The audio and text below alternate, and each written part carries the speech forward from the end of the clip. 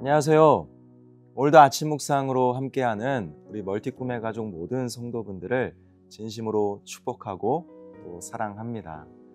제가 얼마 전에 이제 계속 컴퓨터를 하다 보니까 눈이 좀 침침하고 또 피곤하고 또 따끔거려서 일상생활이 꽤나 더 불편해지더라고요. 그래서 안 되겠다, 안경을 좀 새로 맞춰야겠다 해서 안경원에 찾아갔습니다. 검사를 쭉 해보니까 안경을 2개나 해야 된다고 좀 놀랐어요. 그래서 운전을 하거나 또 평소 일상에서 쓰는 일상용, 그리고 또 특별히 컴퓨터를 하거나 책을 읽거나 뭔가 집중할 때 쓰는 업무용 2개를 하라 그래서 이유를 물었습니다. 노안이래요. 아이고 싶었습니다. 사실 난시가 좀 있어가지고 불편한 건 있었지만 그래도 어릴 적에 이 시력이 양쪽 1.0, 1.2 이래가지고 이 눈에 대해서는 굳이 막 힘들었던 적은 없었습니다. 그런데 생각해보니까 불편한 줄 모르고 살아오는 게 얼마나 감사한지 몰랐어요. 시력이 조금 나빠지고 불편해지니까 이 또한 얼마나 감사했는가, 이런 생각을 해보게 되었습니다.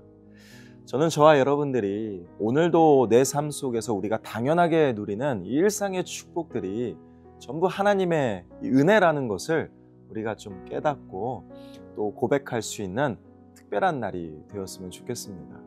이처럼 보는 것은 정말 중요한 것 같아요. 무엇보다 이 육적인 시야 중요하지만 사실 영적 시야가 더더욱 중요하다는 것. 오늘 민수기 22장은 시작부터 끝까지 전체적으로 통으로 봐야 됩니다.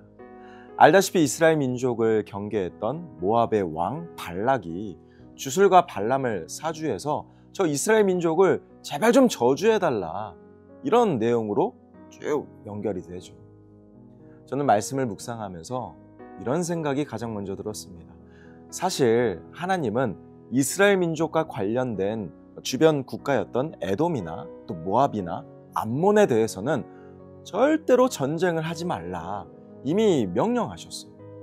그래서 앞장인 민수기 21장을 보면 이스라엘 민족이 하나님의 은혜로 아모리 왕 시온과 바산 왕 옥과의 이 전쟁에서 하나님이 압도적인 승리를 하게 하시잖아요. 그래서 요단 동편의 이 넓은 영토를 하나님의 은혜로 누리게 하십니다. 차지하게 하십니다.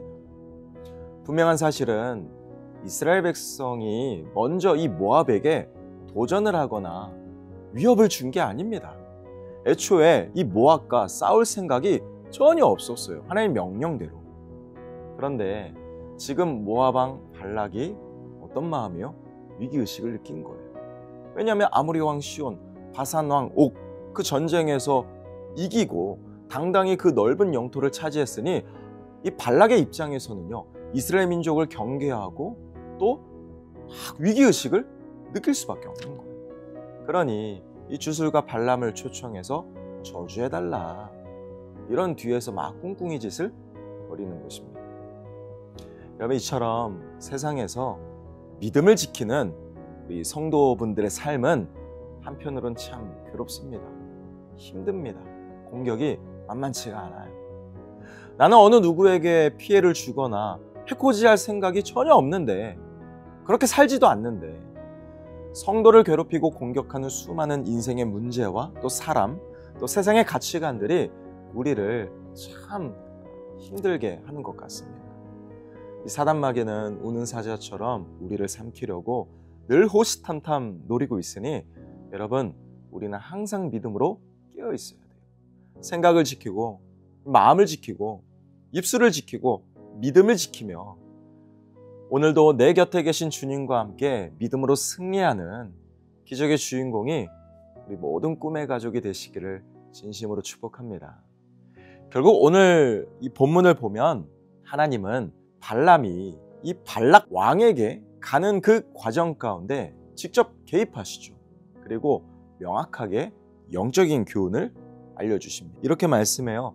그때 여호와께서 발람의 눈을 여심해 여호와의 사자가 손에 칼을 빼들고 길에 선 것을, 발람은요 그제서야 보게 되고 땅에 납작 엎드려 절하는 그런 장면이 오늘 본문에 소개됩니다.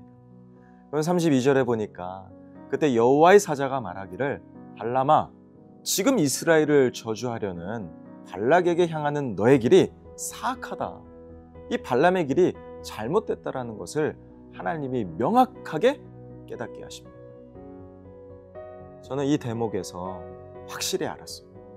하나님은 자기 백성을 언제나 지켜주시는 가장 믿을 만한 우리 하나님이십니다. 믿으시죠?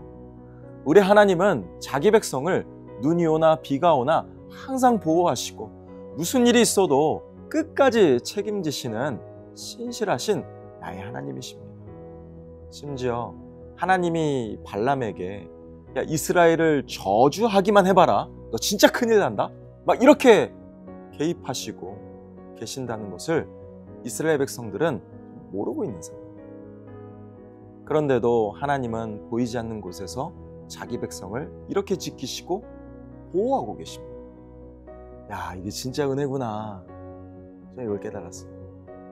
저는 오늘 말씀을 묵상하면서 시편 121편의 고백이 떠올랐습니다. 시편 기자가 말하죠. 내가 산을 향하여 눈을 들리라. 나의 도움이 어디서 올까? 아하, 나의 도움은 천지를 지으신 여호와 우리 하나님께로부터 오는구나. 아멘. 여러분 이처럼 보는 게 정말 중요합니다. 우리가 어디에 시선을 고정하고 어디를 바라보는지 이게 참 중요하죠. 그래서 영적 시야를 넓히면 그것이 곧 내 믿음의 능력이 됩니다. 사랑하는 꿈의 가족 여러분, 다른 것을 구하지 마시고 봐야 될 것을 보고 보지 말아야 될 것을 보지 않는 그 영적 지혜를 가장 먼저 구하십시오. 믿어야 할 것을 믿고 믿지 말아야 될 것을 과감히 멀리 하시길 바랍니다. 의지할 분을 의지하고 의지하지 말아야 할 것을 명확하게 구분하세요. 무엇보다 따라야 할 것을 따르고 따르지 말아야 될 것에 대해서는 정확하게 분명하게 선을 그으시기를, 이 영적 지혜를 먼저 구하시기를 좀 부탁드립니다. 놀라운 사실은 하나님이 내 편일 때는 그렇게 든든할 수가 없어요. 그렇지 않습니까?